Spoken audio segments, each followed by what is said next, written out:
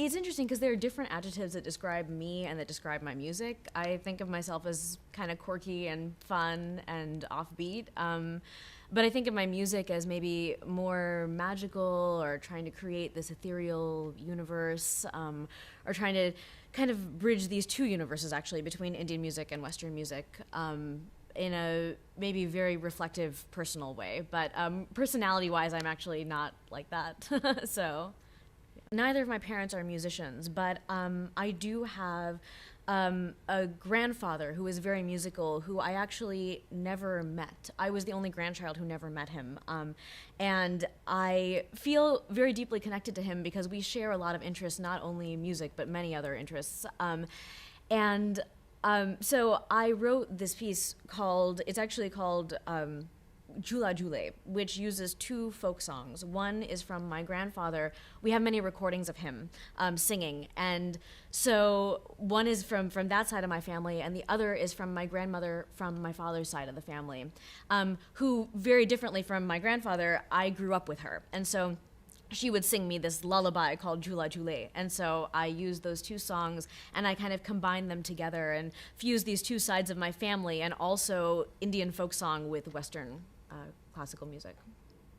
I kind of feel like everyone has an opera in them, not only composers. I really think like everyone has an opera in them, and I certainly have an opera in me. And I've been dying to write this opera about Mirabai, the life of Mirabai. She's a saint poet from ancient India, and the only things that we know about her are through these bhajans that she's written, and bhajans are devotional songs, devotional songs. And so she's just a very interesting character, and I've been dying to write an opera about her. I have a single scene, but I really want to kind of spin it out. But operas take a long time. Operas take a really long time to write, and I need the time and the headspace to really make it happen, I think. I've taught extensively. Right now I teach a class at Yale, a music theory class, but I also taught at Manhattan School of Music for many years and explored composing with kids. One of my favorite things to do is to have a young composer who's just written their first piece, and to take them through the process of their first reading, of their first set of parts, of their first getting to know an ensemble, and getting to see when they hear their work for the first time live and think, I've written this piece. It's incredible. It's absolutely incredible.